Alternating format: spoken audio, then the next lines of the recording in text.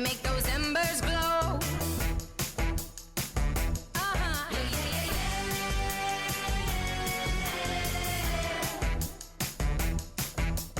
I'm on my way, and I don't skip a beat.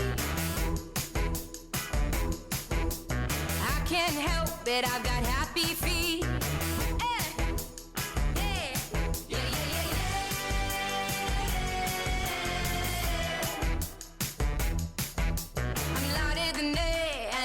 So good, I do what I want and it's understood. There's no stopping me when I'm doing my thing. I'm doing my thing. I'ma do me. You know what I mean. I'm on fire.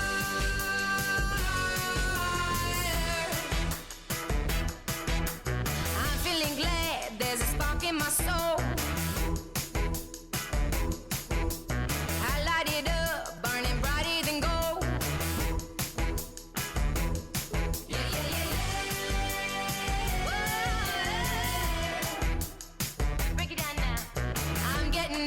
Feel my heart goes in. I'm clapping my hands and I'm pulling these strings. No stopping me when I'm doing my thing. I'm doing my thing. I'ma do me. I'ma do me. You know what I mean. You know what I mean. I'm on fire. Yes, I am. I'ma do me. I'ma do me. You know what I mean. You know what I mean. I'm on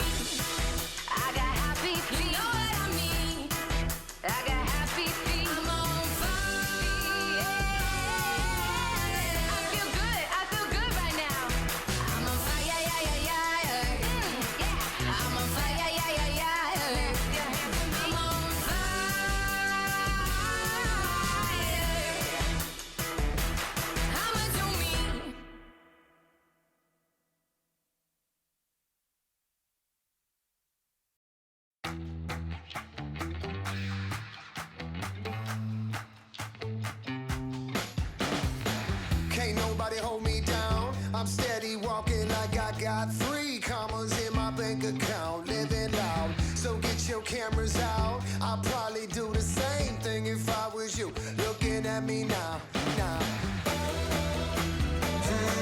Put up your lights and keep them flashing. Don't ever put them down, down, down. Look at me now.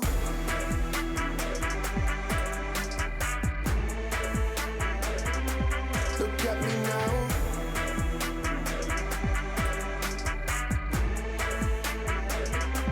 Look at me now. Good God, I'm looking sweet. Right now I'm feeling like a slice of heaven, and you wanna sink your teeth in me. And the way that I move my feet, it's like I got this whole world spinning round to the rhythm of my heartbeat. Put up your lights and keep them flashing. Don't ever put them down, down, down. Look at me now. Look at me now. Look at me now. Look at me now. I feel so good. I feel so money. I feel so good. I feel so money.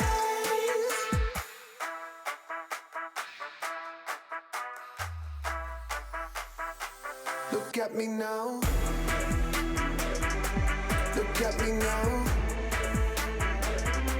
Look at me now. Look at me now.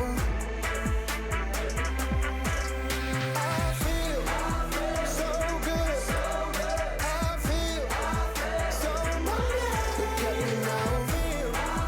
So good.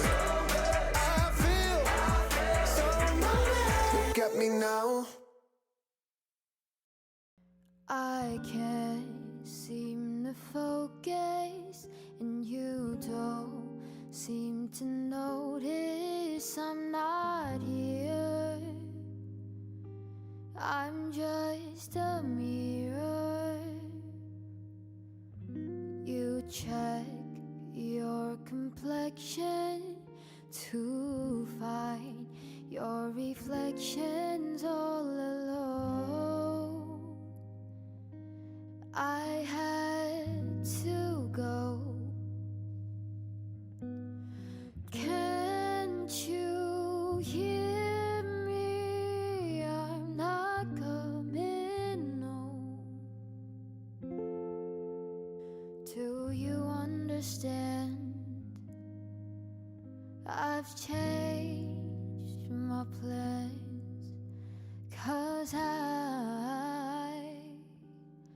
I'm in love with my future. Can't wait to meet her. And I'm in love, but not with anybody else. Just wanna get to know myself. I know supposedly I'm lonely now. No, I'm supposed to be unhappy without someone, but aren't I someone?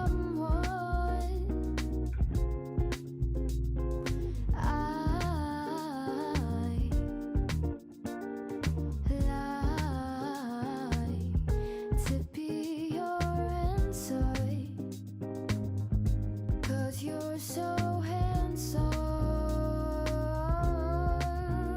but I know better than to drive you home. 'Cause you'd invite me in, and I'd be yours again. But I'm in love with my future, and you don't know her. And I'm in love, but not with anybody here. I'll see you in a couple years.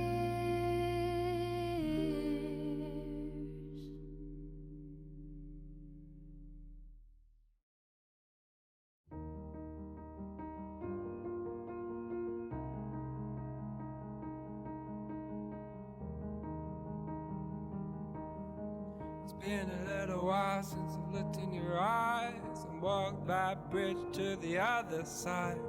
Mama says it's gonna get cold in the night, but if I picture you, then I'll be alright. I am ready.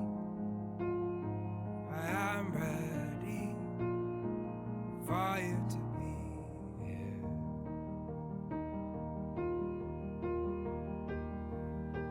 It's been a little while since I held your hand, so my arms won't stretch to your distant lands.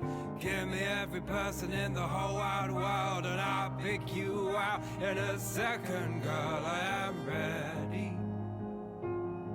I am ready for you to be here.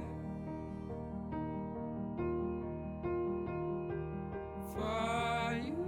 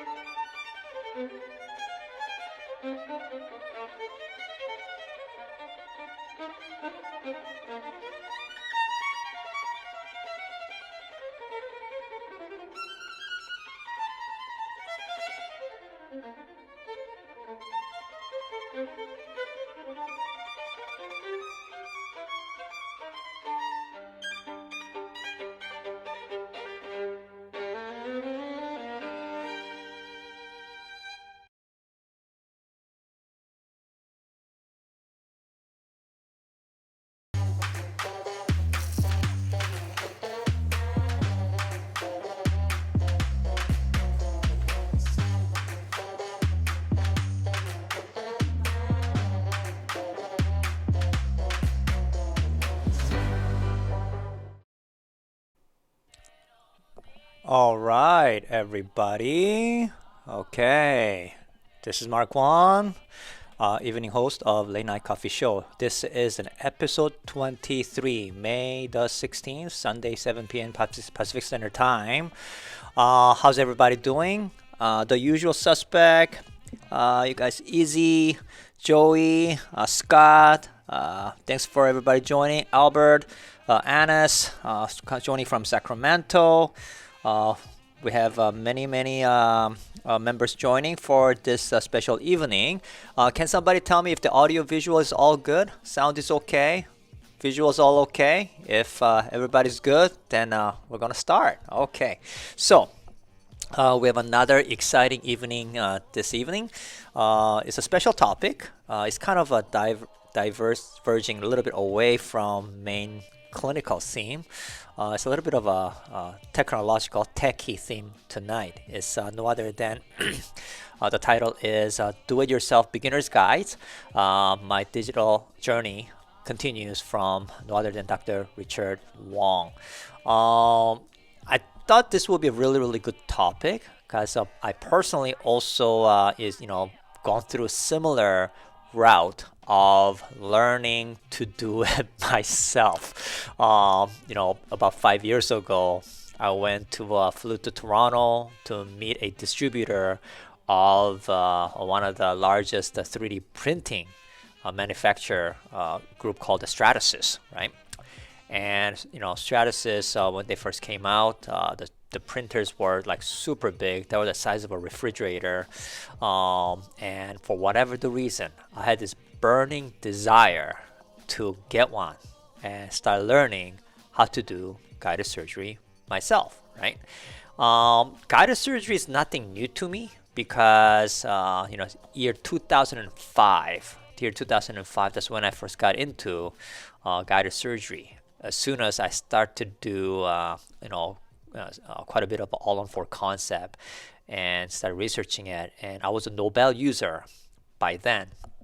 And Nobel, of course, a Nobel guide, they were introducing it, and something that was like a interesting thing, intriguing concept, it just changed the way a young dentist back then, me, I perceive what the future of the surgery is going to be. But back then, was a lot of things were different because it was very expensive. Like a single tooth implant anterior, it was costing me close to $1,000 of Canadian dollar lab bill. $1,000, right? I was only charging $2,000 Canadian for implant surgery and a crown, and the crown cost was $750 Canadian. Implant was costing me $500 Nobel implant, and then if you include a $1,000 lab bill for the surgical guide, I'm losing money, literally, right?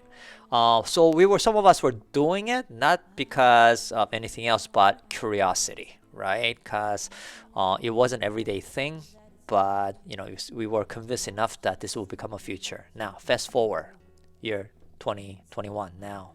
It is very reality, right? And in fact, if it wasn't for guided surgery, and I wouldn't be able to do a lot of things that I do every day. Okay, so today we have a special guest, right? I'm going over here. Okay, it's none other than Dr. Richard Wong, right? Dr. Richard Wong. I met this wonderful gentleman in Toronto, no other than Toronto. This was year 2019 or 18. I was running one of my main flagship course, which was a mastership program. And mastership program was designed to train advanced level dentists.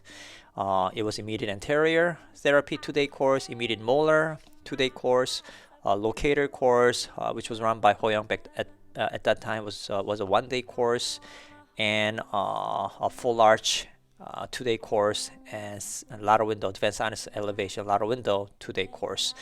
And this gentleman took the whole mastership series, and I got to have a pleasure to meet him in Toronto. So I flew to Toronto, and I met him, and I got to know him. And there was something special about Richard. I trained a lot of dentists, but there's few dentists that I get lucky enough to come across, and I can say, you know what, he's special, right? Very keen, but very smart, and just have everything together, right? He looks at implant dentistry, not just implant dentistry, but as a whole, right? Extremely smart gentleman, very keen, and I almost consider him as faculty in my Pennsylvania a chapter, right? If there is such one, he'll be definitely the leader of that. So no further ado, I want to introduce Dr. Richard Wong. Dr. Richard Wong, he graduated Baltimore College of Dental Surgery, University of Maryland Dental School. He also went to CUNY, City University of New York. Correct me if I'm wrong, okay? Of Brooklyn College. So he's made in USA. Okay, he was born, raised, and went to school there. He's also holds a fellow status for Academy of General Dentistry. Again, I said he finished the excruciating, very demanding mastership program of Bice Institute in Toronto, and he also went through a fellowship program in dental XP implants. So he always continued to learn. But what tonight he's going to present to us is not really about teaching how to do guided surgery, how to do it, because to be realistic, it's not something that he can teach you in 30, 40, 50 minutes, and you go back to your office Monday and order some stuff and be able to do. But what I really wanted him to share with us is not only how to, but more importantly the experience. Okay, it's the journey. It's the journey. And no further ado, I'd like to welcome Dr. Richard Wong. Okay, let me go into the interview mode. All right, hold on a second. Where are you? Where am I? Okay, I am lost here. Okay, hold on a second. Here you go. Okay, let me turn the mic on for. Guys, how you doing? There you go. Can everybody hear Dr. Wong? Okay, everybody, let's give a round of applause. Okay, what you do instead of applause, you guys gotta push this like button and heart button. Okay, shoot some of those hearts. Okay, all right. It's like a video game scoring. Okay, all right. So. Yeah, I got my gaming headset on. Ready to go. So, Richard, we got 26 live joining, man, just because of you. Okay, you and this Nice. wonderful Oh, topic. I was running a live show 2 nights ago. I got like 5 people. so you definitely you're definitely popular here. We have people joining from California, joining from Birmingham. We have joining from Toronto, joining from Sacramento, joining from Alberta. So everybody's excited for you. I know if you're a first timer at my live show, going live is always a little bit. It's fun, but it's also can be a little bit nervous too, right? But you know what? Nobody's judging us. It's my coffee show. You can do what the hell ever you want to do, okay? So thanks for coming. And it is a tradition, Richard, that I got to turn my face like this. I go, okay? So I kiss Richard. All right. Yeah, this way, it's that way. Yeah. All right. That way. Awesome. Okay, and it's cheesy, but gotta do it. It's a tradition, okay? All right. So, Richard, That's thanks cool. for joining us. So, what's the timeline My there wife's over jealous. there? Yeah, I know. So, it's 3 hours ahead, right? 3 hours ahead. Yeah, 3 hours ahead. Yep, you got it. Okay, It's so 10:13 over here. yeah. I usually run my coffee show at 10, but of course, it's such a hot topic. It's an important topic. Decided to do 7 p.m. And so this is 7 o'clock Pacific Standard Time, and Eastern Time is going to be about 9 o'clock. So I thank everybody for joining across the board, okay? So tell me, Richard, I mean, I met you a few years ago, and it's the first time actually since then I'm interacting face-to-face like this. So this is wonderful. This is wonderful for me as well, right? Okay. So, tell me a little bit about your background. I know you're a general dentist, you're a young dentist. Also, fill us in a little bit about you, because everybody here want to get to know you a little bit better. Oh yeah, first, yeah, thank you, Dr. Kwan, for inviting me. I really appreciate this. I love digital dentistry, and it renewed my love for dentistry as well. So I mean, this is great for me. And like dentist, I love surgery. I love digital dentistry. I never thought I had special hands or anything like a special card for everything I got in life. So it's special for a lot of people because I think if you had the right mindset, I think anyone could do this. If you just had to not give up and not being gifted with special hands, I feel like I had that ability in me because I just didn't give up. So I was born in Maryland but raised in Brooklyn. I'm just normal dude, I think I'm like a typical guy you meet. I just that's why I'll say this is a beginner's guide because I think this is like a video game, like all the good. It's easy to learn, but hard to master. Dr. Kwan knows, right? It's easy like StarCraft, the pros and the people that start. But I think the software now is so good that anyone could jump in, and then if you could keep to it, you'll master it. But what I'm doing right now, the tip of the iceberg. I mean, you guys could do it. I just don't give up, and I guarantee you'll be doing this like like during lunch break. What aspect of you decided, because there are a lot of people who learn like a little bit of software and all this, but there aren't that many people actually commit to actually getting into not just the CAD aspect of it, the CAM aspect of it, right? Because CAD CAM, computer assisted design. A lot of us can get into that, like if you know enough about, software and a video game, you can get into that. But the CAM aspect, which is computer assisted manufacturing, that's different, man. It's like you got to know what to purchase.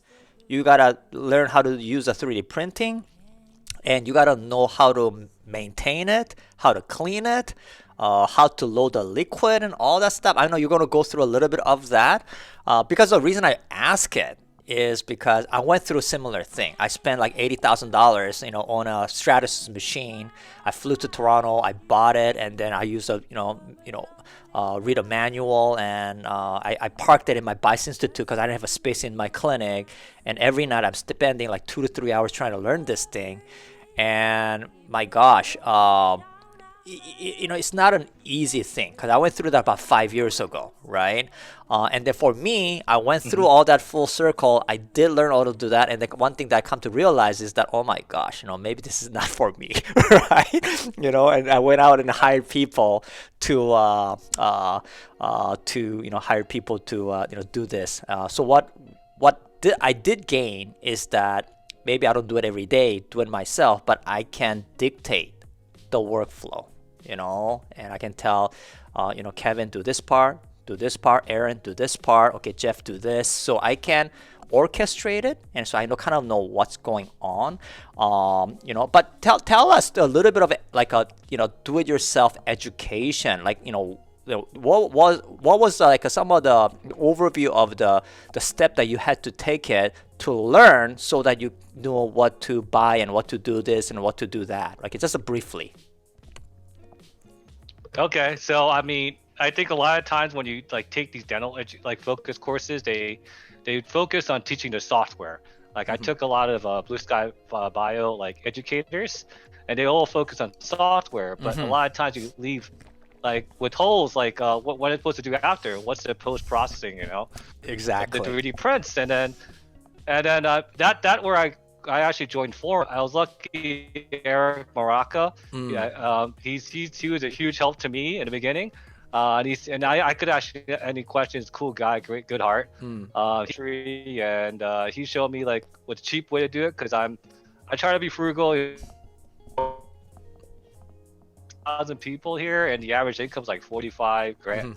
45,000 for like median household income. So these people don't have a whole lot of money.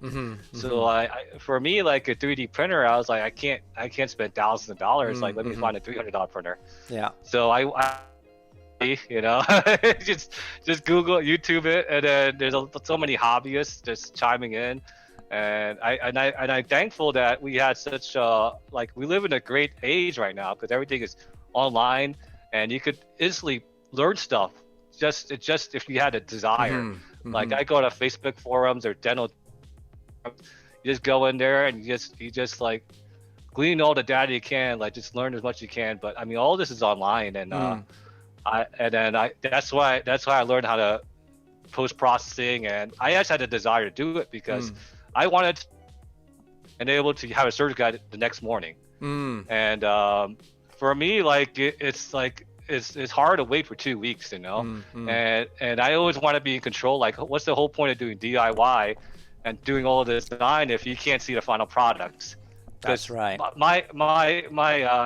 Me as a person, I like to build. Like, whether it's a business, you know, whether it's like helping my kids do stuff, like whenever they have like a little toy, I enjoy building with them. You can, like later on, you can see like I helping building stuff with my son.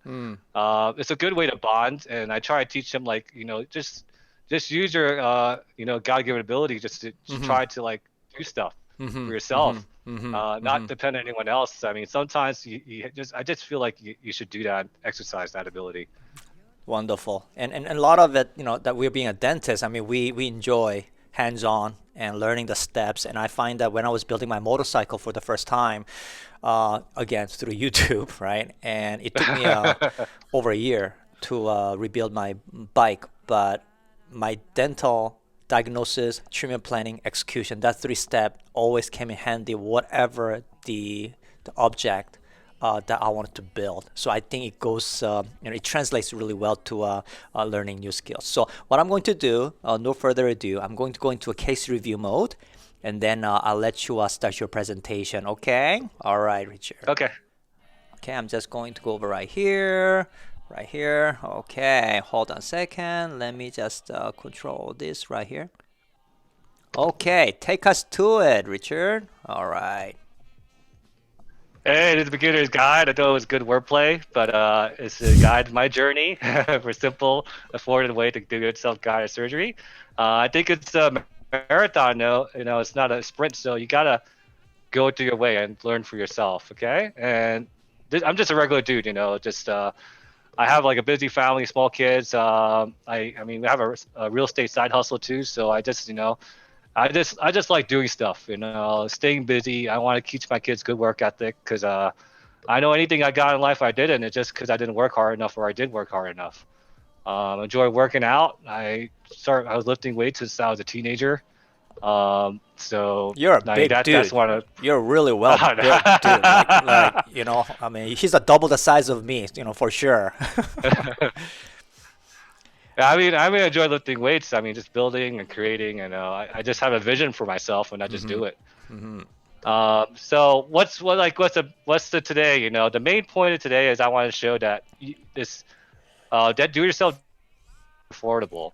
And I broke out the math for you. So it's like for Sprint Ray surgical resin, it's $249 1 liter resin, 1,000 milliliters. So you take 1,000 divided by 6, and then you get 166 and 2/3 guides per bottle, right? Because it takes out 6 milliliter resin for a surgical guide. And then you divide it by $249 per amount of surgical guides, which is 166 and 2/3. You get $149 per guide. You know, you actually see that if you use ChichiBox.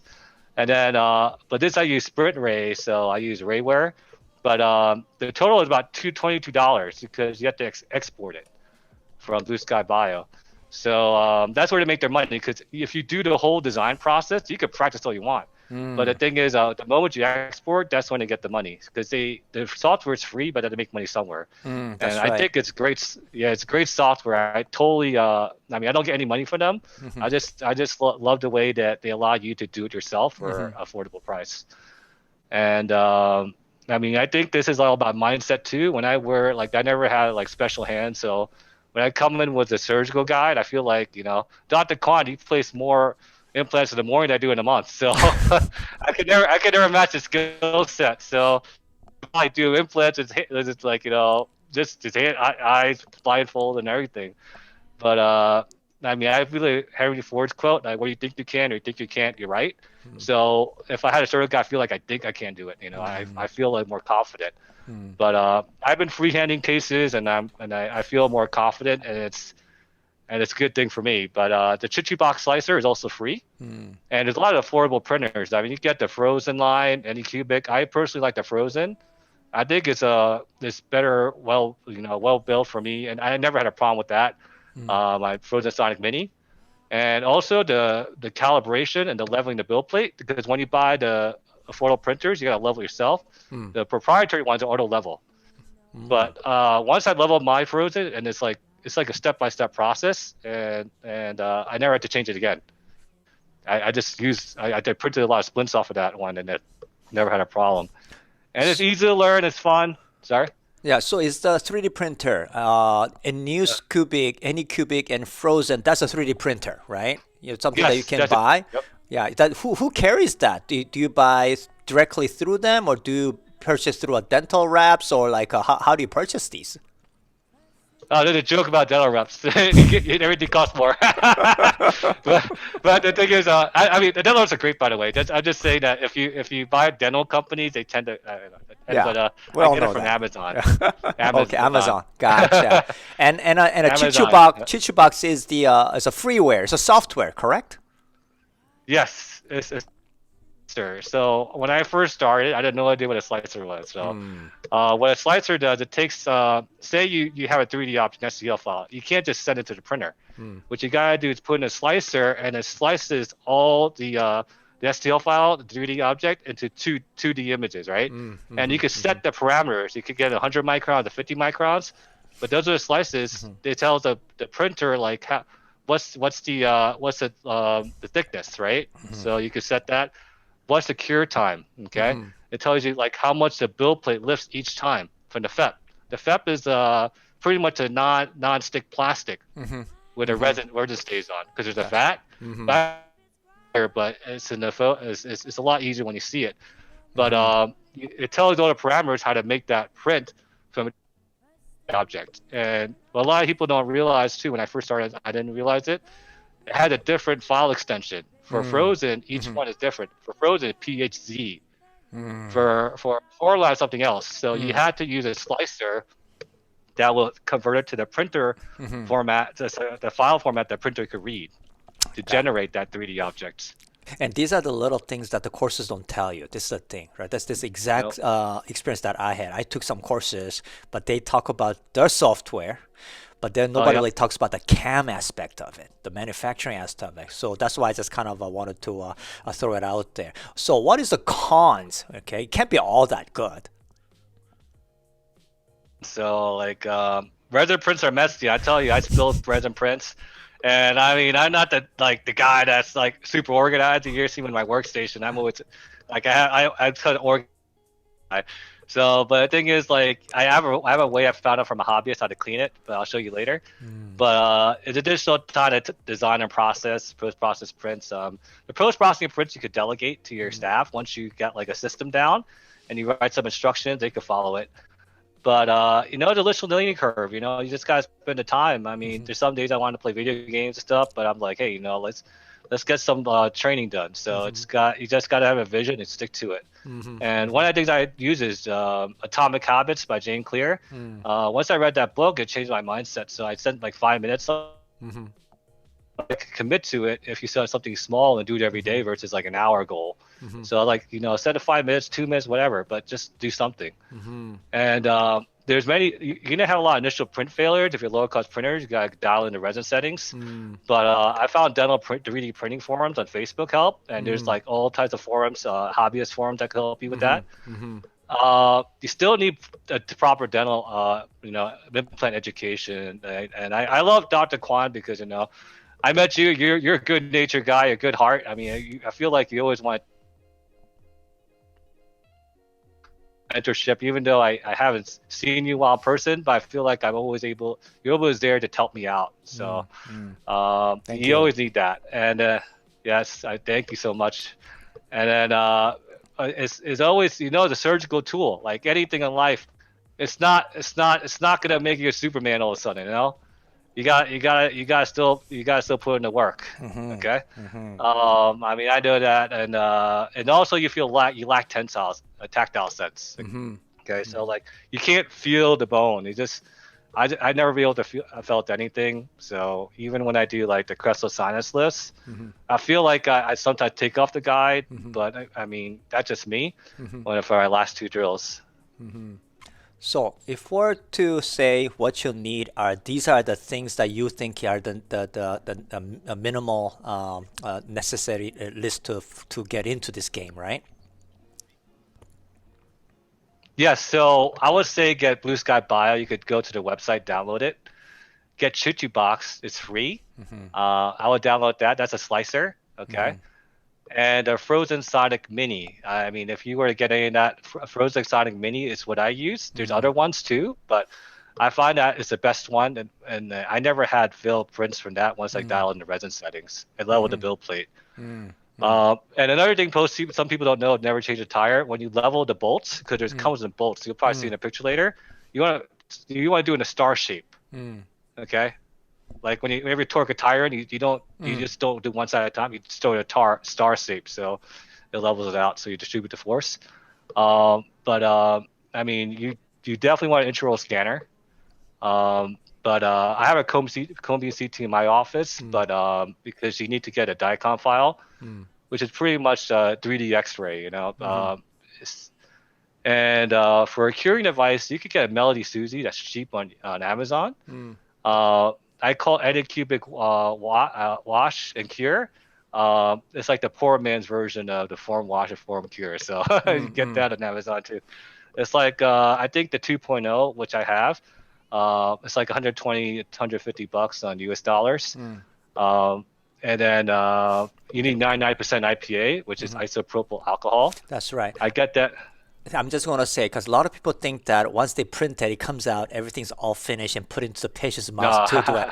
No, it's not like that, right, Richard? Yeah. That's what I thought when I first got the printer. But when it came out from Stratasys, it was like a block of stuff, and I have to wash it, all that stuff, and some of the 3D printer now, the affordable ones, when it comes out, you still need to do curing in order to make it stronger, isn't it? Right? So there are some steps involved. That's the curing and also the washing part. That's where the alcohol comes in as well. Okay, correct? Right?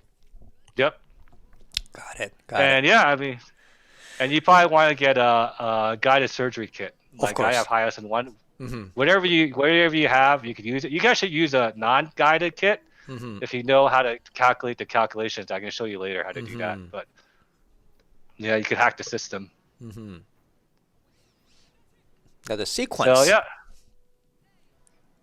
What's that? No, this slide, right? Sequence for making a DIY. Okay. Can you just take us through this a little bit here? This is the workflow, is it?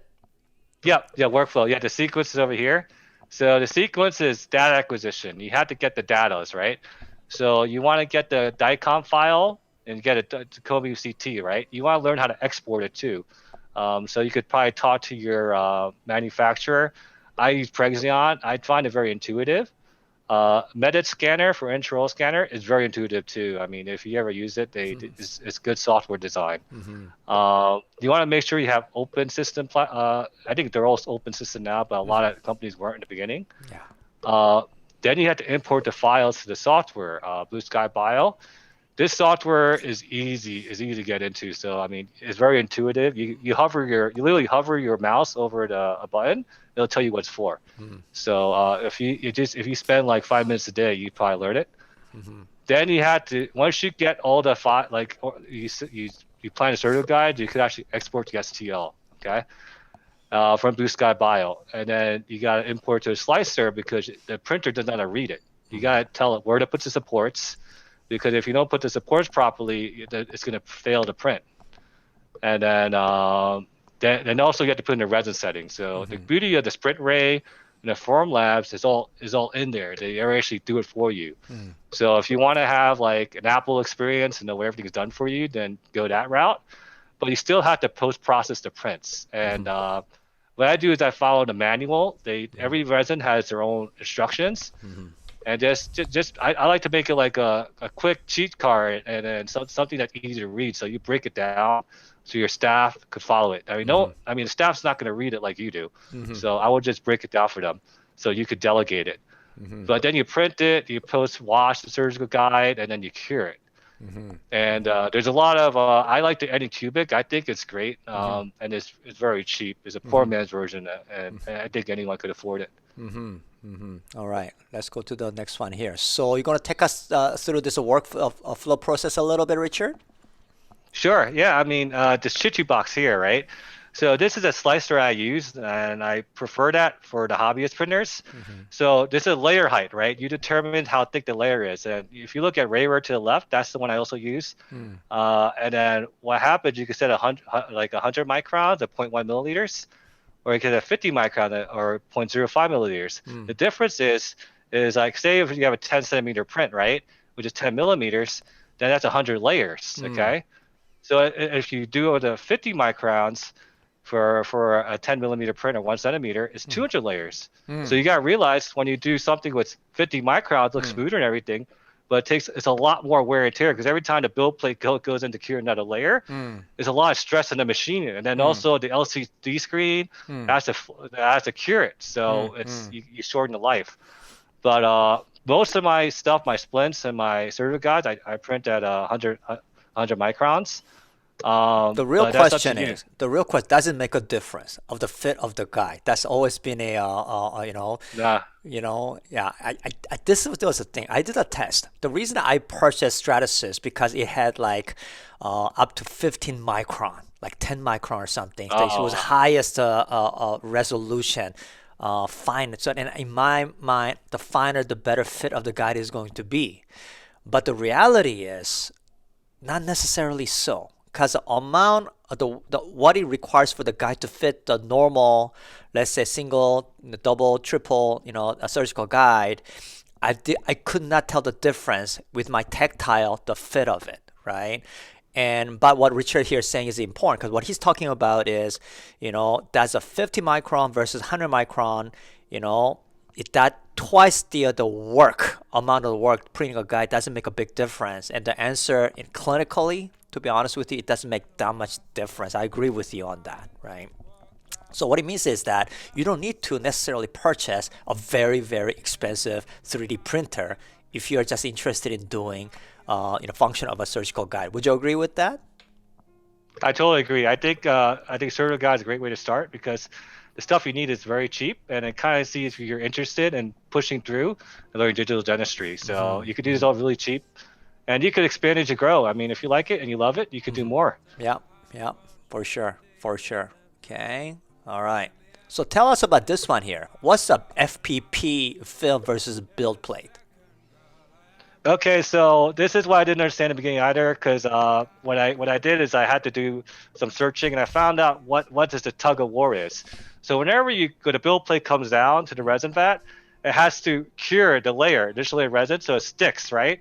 But if it sticks on the FEP film, you get a failed print because you get a blob, and you're like, what the heck is that? You come in next morning, and you're like, I screwed the patient in the morning. So what you want to do is you want the build plate to come up and the resin print to stick, okay? So what happened is you actually want more surface texture, okay? That's why it's like, I think the frozen line comes with like sanding paper. I don't recommend it because every time you use a metal spatula and break that off, you actually put little scratches there in the beginning, right? You don't feel it, but it's those little micro scratches actually help with the adhesion. And the other thing people know about FEP film, it has a little give. It creates a little convexity like that. So it causes convexity like this. And I'll show you in the next slide where it lifts up and it follows it, okay? So if you notice that the surface area on the FEP film decreases, but this is completely flat because your resin prints over here. If you look, there's supports and they have a large surface area across. So the surface area has to exceed the build plate. It has to be greater in the build plate than in the FEP film. So what I want to once you do that, what I want to just tell the audience here is because a lot of audience don't know the technicality. So how these less expensive, affordable 3D printers work is, guys, what Dr. Wong is trying to say is every time it prints in a layer, okay? So, there's many different mechanisms of printing, but what Dr. Wong's talking about, and here I'm talking about, one that he's showing right here, is it goes up and down, up and down, up and down. So each time it does that, it's a layer of 100 micron or 50 micron, and there is this light that goes into cure that moment. So, it's a very minor repeat process where the curing and the printing, which designate where the resin is going to stick, that's happening in repeated motion. It's almost like a long time ago, the dot matrix printer. Everybody remember that dot matrix? It's just, shooting, like dots each line, and then later it creates a letter. It's a similar format of that. That's what what Dr. Richard Wong's talking about is, when you do that, right, there's going to be this motion that's happening over there. So I just wanted to let the audience know, Richard, because not too many people know of how the 3D printer is working. Okay. All right. Okay. Sure. So this is going on, and so that's how the printer works. And the data acquisition, right? So tell us, take through here. Okay, you have your own CT scan in your office. How does it work, or do you outsource it? No, I actually have my own Kobe CT because when I placed implants, I realized I needed it. There's so much that you could see on a CT scan, so I found it a lot easier. I had my staff take it, but you definitely want to do one thing. At least you want to put two con rolls between the teeth, because you want the surface exposed.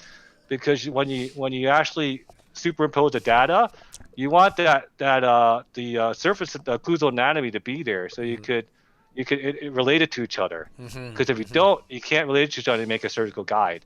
Because the surface anatomy on a CT scan is grayscale. I mean, you can't use that; it's not accurate. That's why we had to use an intraoral scan. Okay. Yeah. Now you use the intraoral scan, but if if our audience don't have intraoral scan, if they take a PVS, but then you gotta either reverse scan that with a desktop scan, or you gotta pour up the stone, and then you gotta use a desktop scan. So you need some sort of a scanner then, correct? To digitize it, yes. Digitize exactly. it. Okay. Yeah, some sort. We have both in our office. We do that. But one of the problem with the older intraoral scan was that when there's a metal surfaces, it was very hard to capture that. In those cases, we had to take a PVS and then stone pour or reverse scan, after it's done. But nowadays, I find that they have a software and the intraoral scanner sensors are so good. It's less of a problem nowadays, right? Yeah, I hear there's you could use fiduciary markers or little glass beads and stick them on, and have the patient take an impression of it. Scan it with the impression in the patient's mouth. Don't take it out, and then you scan it the impression with the fiduciary markers, and then you can relate it. And Blue Sky Bio does that too. Is very I think the software is totally geared for implant dentistry, so you could do all that, especially when you have a lot of scatter. From crowns. That's right. Okay, merging. Tell us through the merging. Very important step. When you merge the data. So we pretty much have to relate the Combi CT data to the STL file. So what you do is you find a clean surface. There's a lot of ideally you want to put a con roll between the cheek and the tooth, right? But I think this time they didn't. So what I did is I looked for any smooth surface I could see. Really, I could, if I really need to, I could actually flip to the occlusal anatomy and use that too. But as you see in the other slide later in the videos, it actually related very well, and I could show you how to check that later. But that's when it's superimposed properly. You can't check this here, but that's what it looks like. And actually, the surfaces tab, you'll see that. So, but this part is quite important, isn't it? Because it's really matching the real world data, STL, and you're matching to the DICOM, which is an X-ray. It's almost like a matching your shadow against your frame. Right. Okay. Yeah. And depending on how the CT is taken, depending on how much the scatter is, the merging, might be slightly off, and that will also influence the precision aspect of a surgical procedure during the guided surgery. Right. Yes. Very, very true. Thank you, Dr. Kwan. Yeah. So if you're off, then you're gonna be totally off. You're maybe too right, too left. You might drill to an adjacent tooth. So you want to verify this data. Yeah, it's very critical. That's what I realized. It's better to have a more accurate merging and use a cheaper printer to print than to use a very high quality printer to print and having a poor merging. Okay. So if I were to pick one aspect of a workflow that is absolutely critical, is this merging part, ladies and gentlemen. So thank you, Dr. Richard Wong, for covering this part of it. Okay. All right. So this is the merging part, and then verifying, right? Yes. So this one, I usually look at the axial slice, and then I look at the coronal slices here. And I want to see a green outline around the teeth, because I look around the teeth. And if I see it's intimately connected, superimposed, then I know it's a good slice, that it's a good merge. Now, And you're I doing get all to this trust in it. a Blue Sky Bio software here? Yeah, it's all Blue Sky Bio. I mean, they make the software very easy, and they're actually adding more features over time. Okay. So I So mean, I feel like actually downloading the software is free. Actually using and merging all this is free, right? All free. Only time you're paying that $20 is when you are exporting it, right? For STLization, correct? Yep, as an STL file, so you can print it. So Gotcha. I mean, that's how they make some money. But I mean, you can practice all you want. I mean, get some files, stuff that you sent out before. Do it. You don't need a patient. Just do it. And then I mean, that's why I think anyone could do it. Just the reps. Yeah, that's fantastic. So here you are basically checking and making sure that a merging has been done accordingly, properly, right? So if you see any gap between the green line and the DICOM, if it's too off, you need to be able to detect that, right? Exactly. Then you know something's off. So you could manually adjust it. You could adjust by points, by teeth. I mainly adjust by points. Like I showed you earlier, I just click points in the STL file, points in the DICOM file, and it works really well. I never had issues so far. The only time I do have issues when I had crowns, and then that's where you use fiduciary markers and the impression method. I think the algorithm of these merging software has gotten so good, because when I first started, there was no self merging. Like I literally had to, manually, bring it together to match that's it, hard. and it was painstaking. But now this algorithm is so good, and I think like 8-9 times out of 10 they'll get it pretty bang on if your CT is clean and your impression is clean. Yeah, it's gotten really good. Yeah, and don't think that Blue Sky Bio is a not a very good software. It is very good. Like they come a long way. Just because it's free, that doesn't mean that it's a second rated. Because their business model is for you to want to use it and easy to use it, and for everyday a user like people like us. So they've been investing quite a lot in making that software, upgrade their software. So please do check it out. Yeah. Okay. Prosthetically driven implant placement. Okay. Take us through this. So you want to focus on prosthetics first. So what I usually do, I plan out the teeth. I always import the opposing dentition as well. And you want to put in the central fossa and an opposing functional cusp. So it's the buccal cusp and the mandible. So I always check. I always plan it over here first, and I also go to the DICOM file. And once I get to showing the video, I show you how tricks I learned to make a cusp abutment, so you can see actually the screw access hole. Okay, let's take us through that. Yeah. So this is the video, right? Okay. Yep. Okay. So I think this video is critical because it's hard to see in the picture, but you see I'm checking the axial slices here. You see how when the teeth appears and the green line appears, that's what you look for.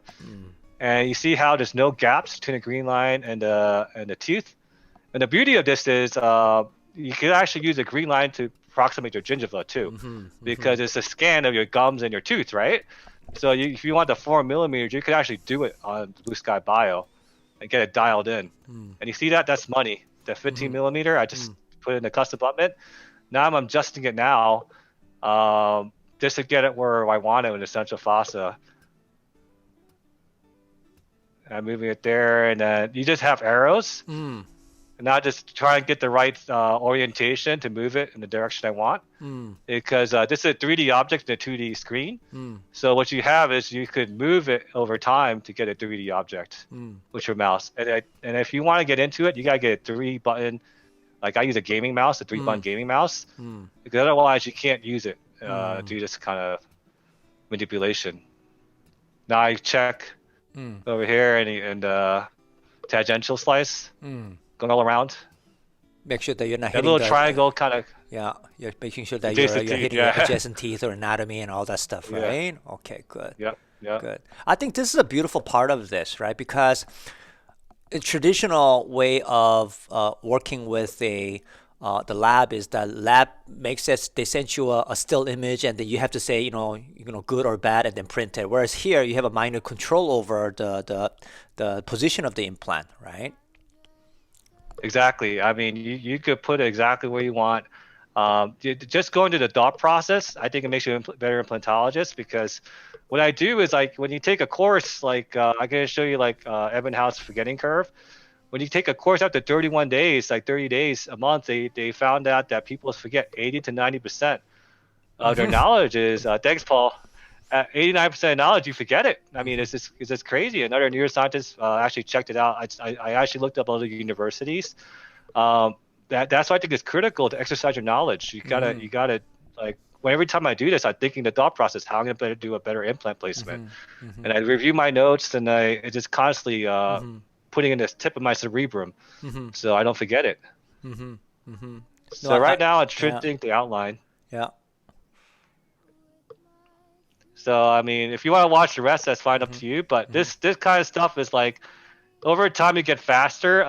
For me, I'd like to do one point at a time, but eventually what I can do, this software is so smart. So when I did this initially, I didn't know, but the software, if you draw it really quick, it actually connects the lines if it's close enough. Now this So you could software, though, sorry to interrupt.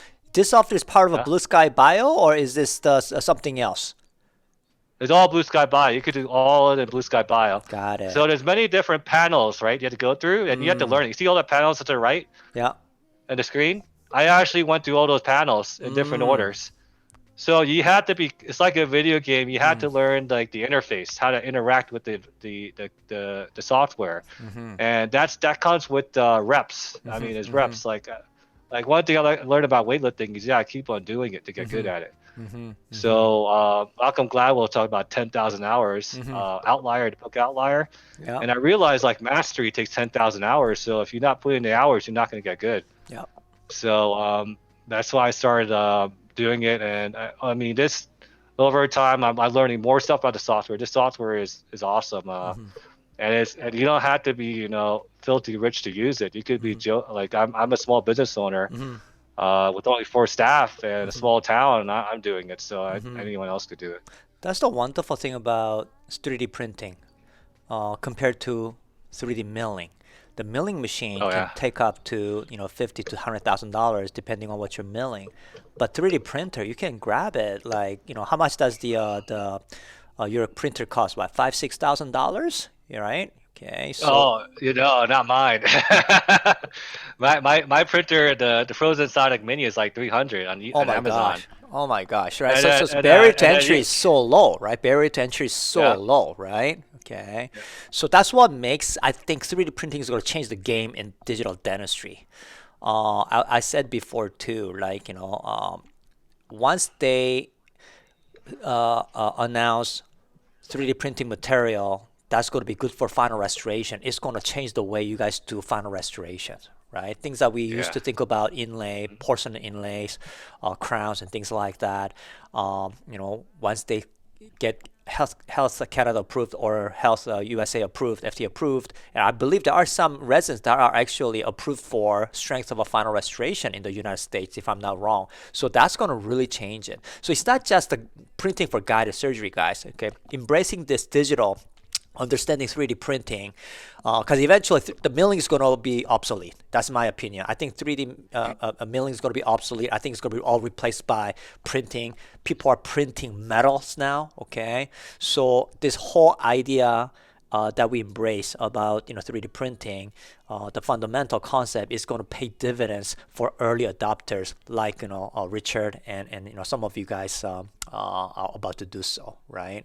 So, but it is, to be honest with you, it is a lot of step, right? It is a lot of step, and it is something that it's not going to come naturally until you go through a trial and error. Am I right?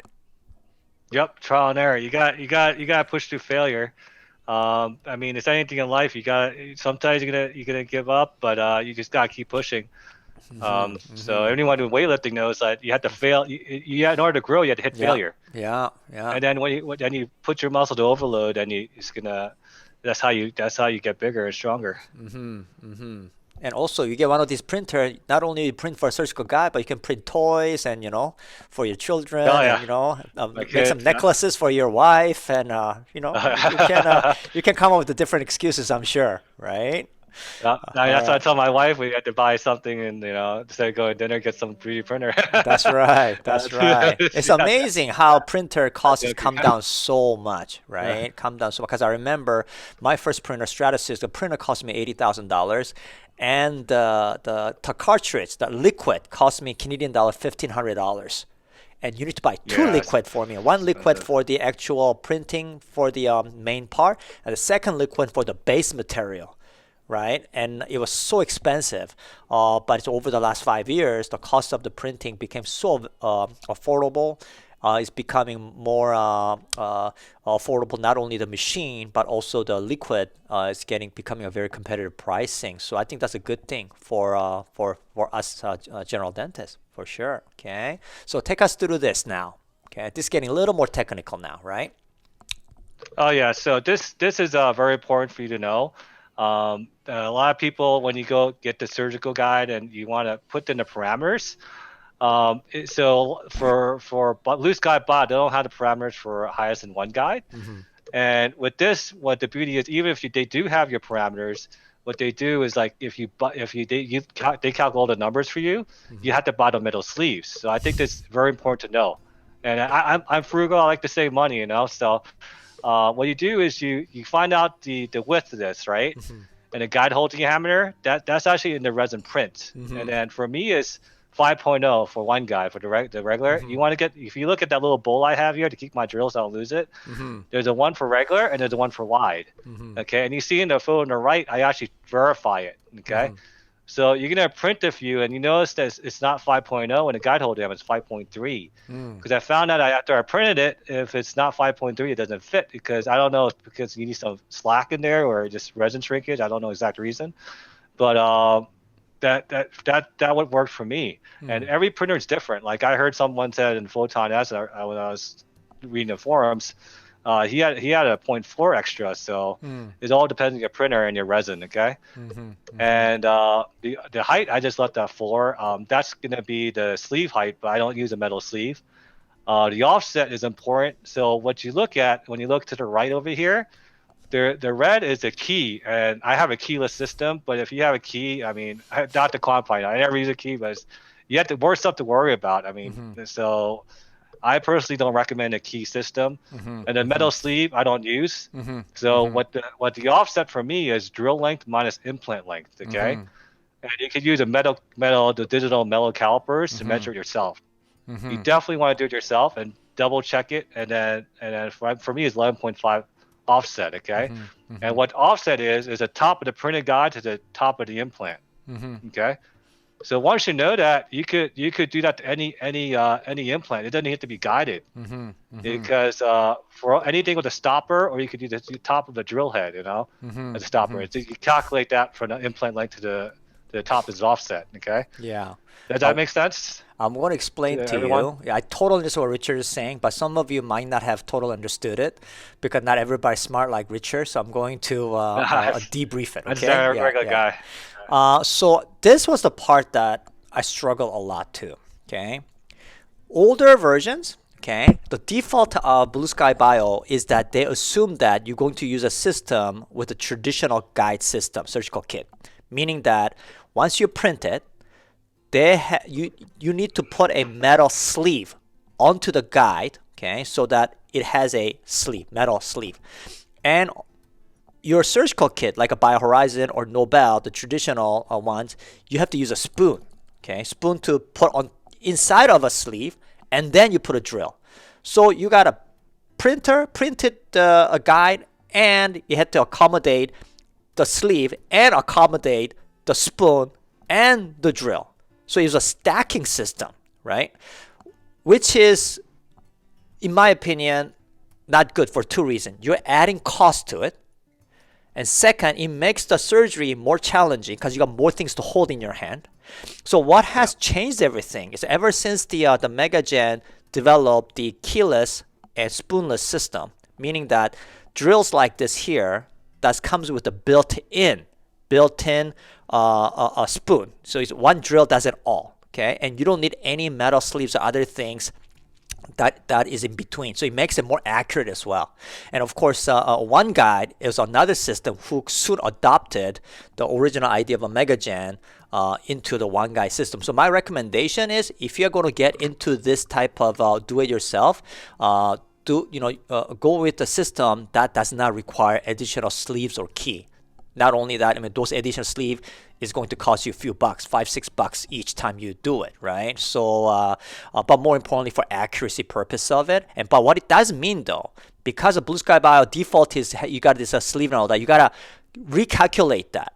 Okay, recalculate that, and you need to do some try and error to verify that indeed that is the right depth and that is the right width. So there's some aspect of a troubleshooting that you will need to do if you're using a surgical kit that's not a default of the Blue Sky Bio. Okay, I hope you guys understand that aspect of it. Okay, all right. Now here's a question from Paul. Okay, here it says, all right. Here it says, is the guide hole diameter wider for the wider One Guide drill? What? Okay. Yes, it is. Yeah. Okay. Right. I think the One Guide drill is 5.7. And that's why it's, if you look at the little bowl there, it's if you see it, I don't know if you could go back there. Right there, right? I think it's 5.7, right? So it's 5.7 for the wide. So I added 0.3, so 6.0. I put 6.0 in for the guide hole diameter. Yeah. But Blue Sky Bio, you could actually put individual guide hole diameters for each implant. So say you're doing a regular, then you go to the wide next. You could actually input that, so it's one guide. You don't have to print a second guide. So does that make sense to you guys? Yeah, and also another thing that Richard said, every printer and resin combination was going to give a little bit of a difference, okay? Because you got to understand, there will be distortion. It's a curing. So curing by definition is going to shrink things. Okay, so you gotta take that into consideration. Okay, right? That's a big beer, man. Okay. No, it's more for me. I just need to get up. There you go. Okay, all right.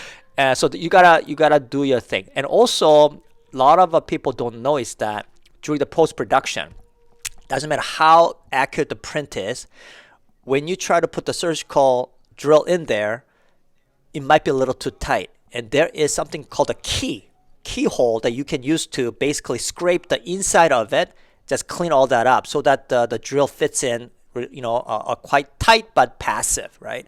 So that's what we have to do in my in-house lab. Every time everything comes out, I have a technician. All he does is checks the quality control of the printed one, make sure it fits, and make sure that the drill fits in there passively without wobbling around. So there are little details that you will need to go through. Doesn't matter how much time that Dr. Richard and me explain to you, you're not going to really get it until you go through the motion, okay, of the steps. Yeah. So please take that into consideration. Okay, take us through this one over here.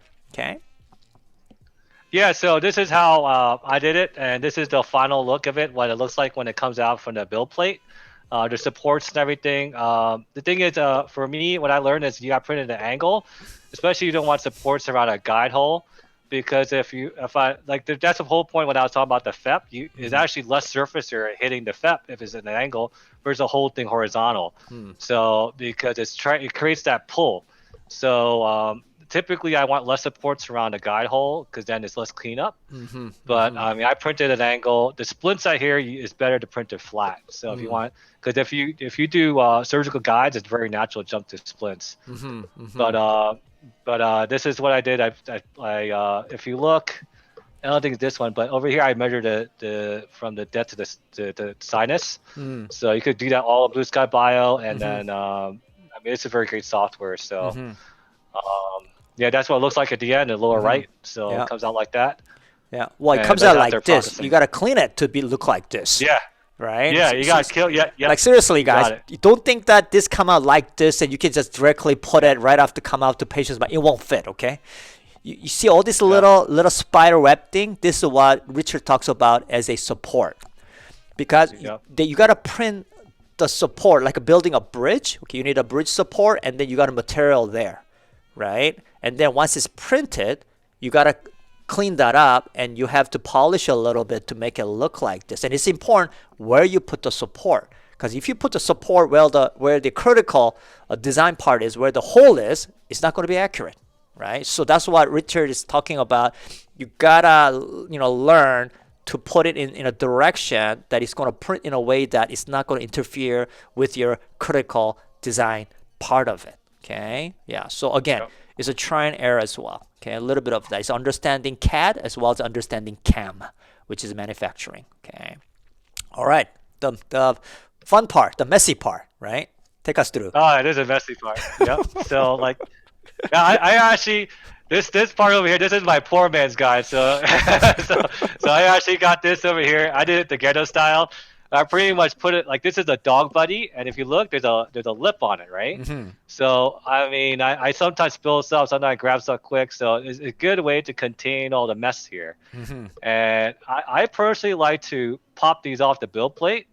I know like some companies you put the whole build plate in there, but there's a lot of good resin on top that's uncured. So what I do is I just pop them off. I actually find it easy to break off while it's pliable.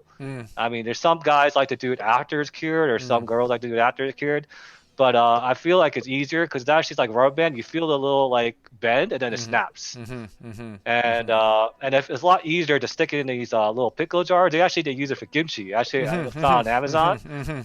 So because and then you just move it up and down. It kind of cleans out the IPA. The IPA cleans out all the uncured resin. Alcohols, right? And then I stick it. Alcohol, like isopropyl alcohol, 99%. Make sure it's 99. Then you stick in this anycubic wash. Okay. If you look at anycubic wash, there's a cure function too. So if you want to buy two and you're too lazy to swap things out like I am, you could do that. This I got on Amazon, and you just put in the number, whatever the manufacturer. I think Formlabs, since I'm doing a split here, I think it's about 15 minutes for washing. So the thing is, I plug it in, and I let it do it, and then I'll probably go to the next step. Okay, over here. So over here, once it's done, you pull it out. Okay, you don't have to dunk your whole hand in there. And they recommend drying it. Okay, but I'm impatient. I want to get it done. So I get a hair dryer. I get this cheap anywhere, Walmart, whatever. Put it on cool function, and IPA it dries very quickly. So just less than like 30 seconds or so. I just dry it up. And then you could get the Melody Suzy. You could get this on Amazon. I mean, the one I got was kind of like the one before they changed it. But get something that's 30 minutes at least, because you don't want to put like seconds, They come in seconds and minutes. Get the one that's 30 minutes at least. So you could cure this. And then once it's finished curing, what happened? You see little supports over here. There's an intaglio and cameo surface. The intaglio surface, you definitely don't want to put supports there because it's a pain in the butt to clean it from the side. So you want to put all your supports on the cameo surface. Okay, that's the outside surface. So I mean, you see a little bit over here, but we use it post-process cleaning. I actually use like one of those finger, the nail filers. Yep. They work very well for that. I usually tell my staff to do it. They do that. They polish it once I check all of that in the patient's mouth. So how long does this whole post-production process take, the time-wise? So every resin is different. So every resin has a different cure time and wash time. But breaking out a build plate and post-processing, I think it's very short because with the hair dryer, I spend less than 30 seconds, like 30 seconds. So I think about probably like me doing something 3 minutes max. You know, that's me walking around and doing stuff. Got it. And this is a cool trick that I learned from the YouTube hobbyist. I spilled some resin and it was a sticky mess, and even IPA I couldn't remove it. So I use some guy recommend, I think 3D Print Pros or 3D Printing Pros, I forgot the name, but he recommended this. It's a glass cleaner, a spray way. You could get it from Amazon or Walmart. And you spray it, and this baby works, man. I put it on my desk, and before I bought the Dog Buddy, I clean it up, and you don't have to worry about sticky residue anymore. Yeah, because when they do stick, man, they stick, right? So I used to make a big mess before too. So yeah, guys, it's not a clean job. Prepare to get messy, okay? Prepare to get messy for the first few of the workflow that you guys do. All right, excellent. Okay, so this is your lab. What is this one here? Yeah, that's my happy area. So yeah, this is like my lab too. I mean, I feel like I'm building something here. I love this. This actually, there's Bruce Lee there. You see that? That's an idol. I actually believe it. I am a huge fan of Bruce Lee. There you go. Yeah, he's a polymath.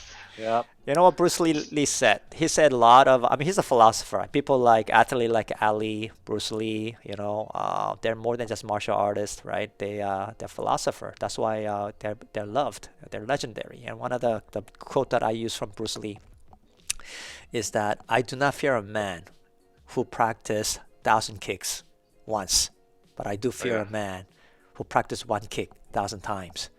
And I think that has a very profound meaning to that, and I think dentistry, to master it, we need to do 1,000 times of that same thing with a deliberate intention, deliberate practice, not just passing the motion, but each time you do it, you want to make that better than the previous one.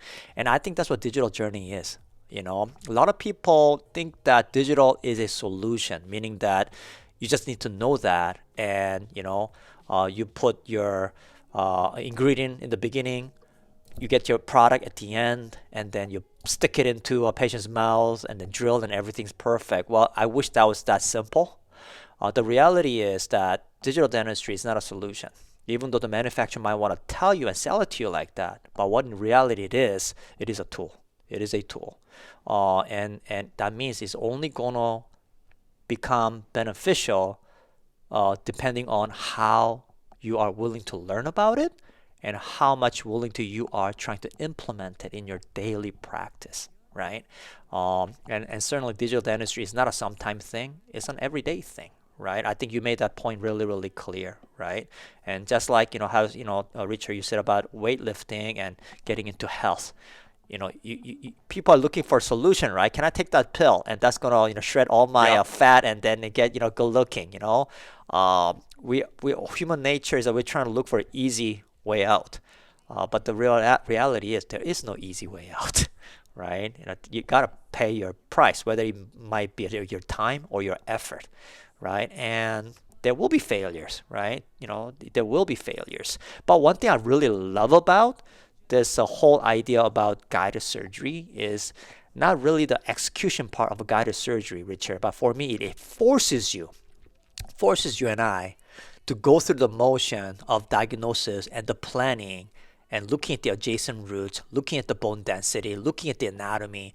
It forces you to go through that motion, and in that way, we are doing what Bruce Lee is trying to teach us, trying to practice the kick 1,000 times. Right? Because we're going through that motion for every single different cases, right? I think that's where the real learning takes place. Real learning takes place.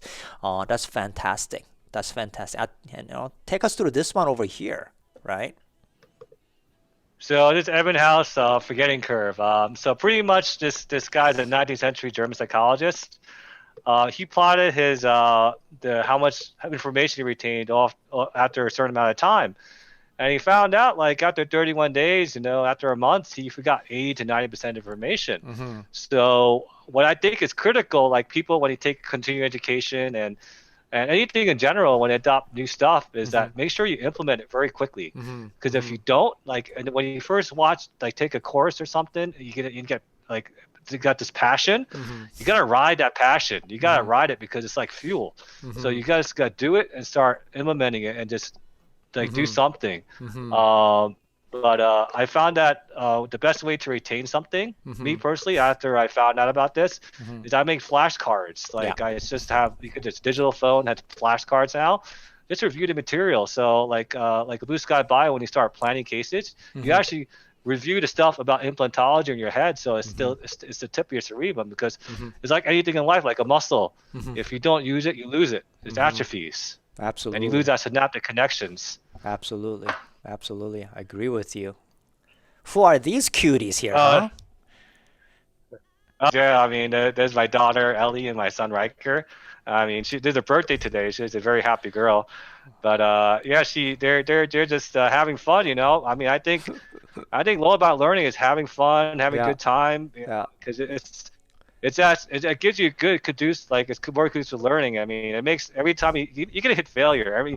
Anyone that tried and did something and actually made it, they actually hit failure. But one thing they tell you, it's not about failing. It's about getting up and just keep on pushing. Absolutely. And I like about Begin is that there's such a great support base. I thank all my mentors. I mean, Dr. Louie and Dr. Kwan, everyone just like really supported me and gave me constructive feedback along the way. And then I think it's this information age and getting connected. Like even though we're so far away, I was able to connect with you, and you can make great friends and long-lasting relationships. So have fun and give something back. I really believe I give something back, and that's why I hope to inspire someone that's on the fence on digital dentistry or thinking about it. Just do it, and then I hope you could share your experience with us, and then because I'm always trying to learn new things as well. And there's something you might know that I never found out because we're all different people. Absolutely. And that's the beauty of being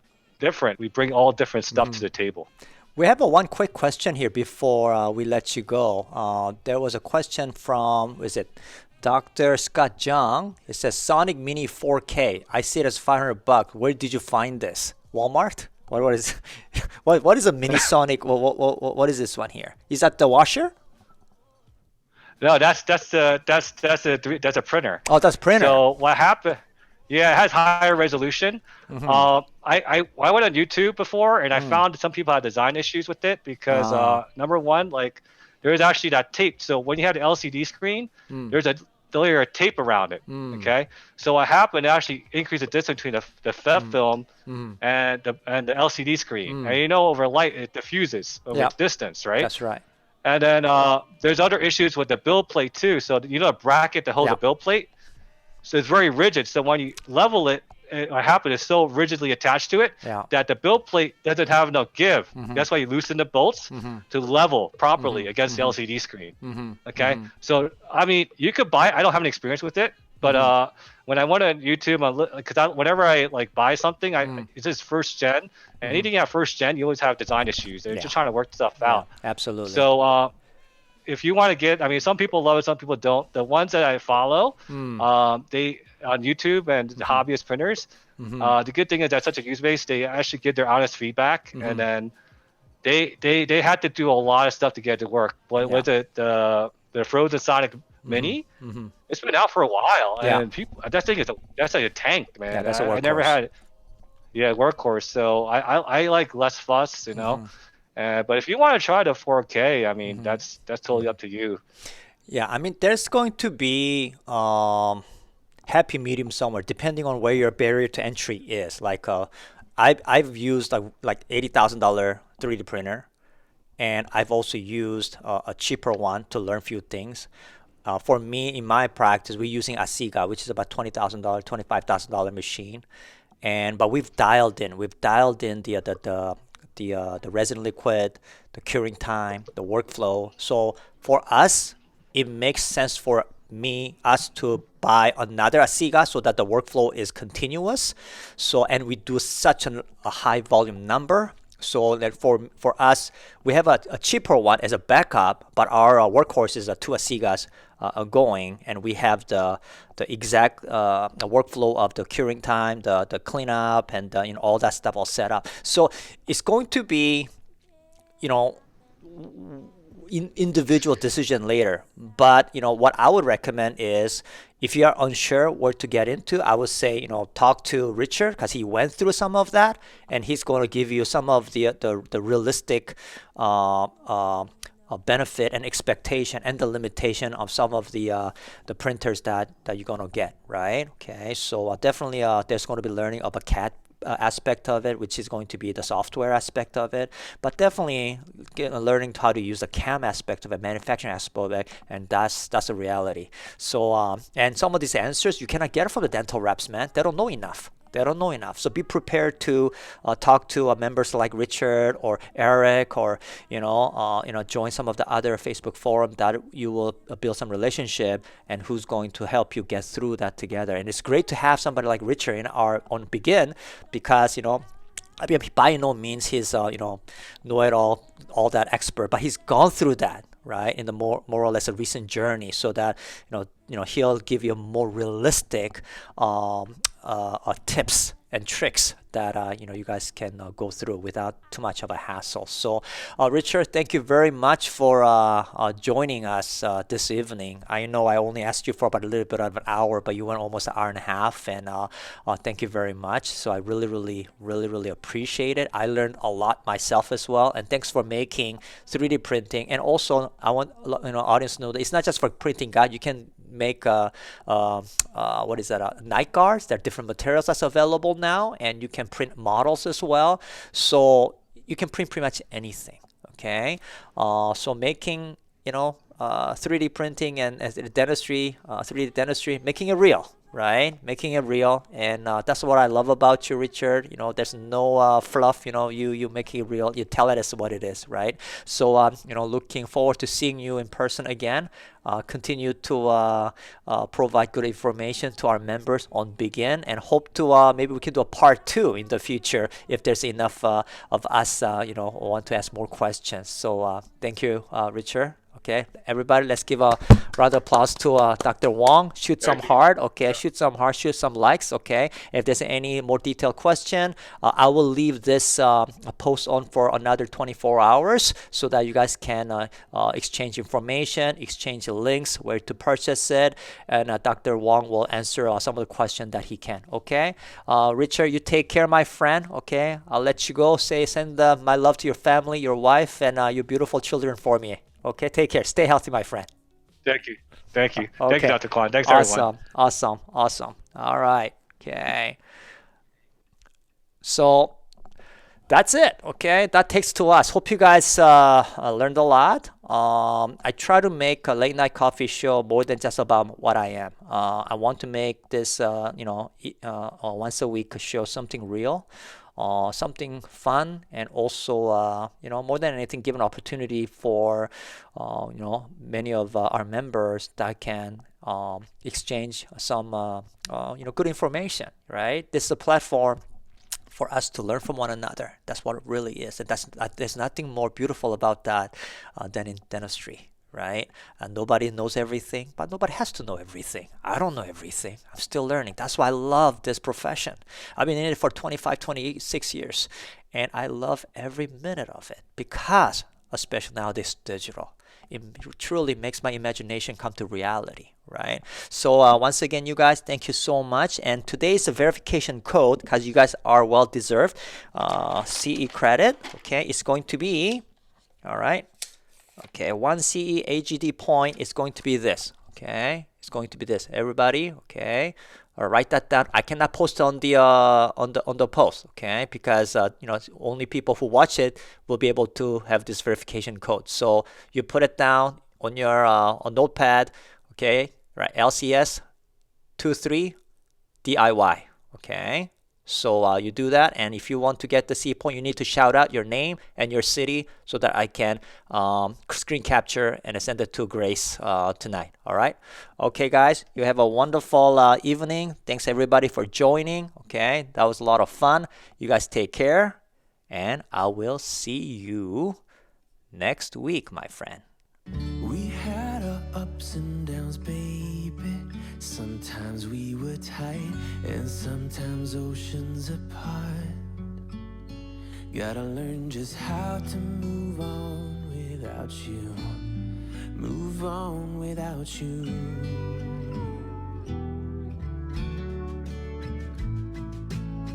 We had our on and offs, baby. Sometimes we were tight, and sometimes everything but. Gotta learn just how to forget about you. Forget about you.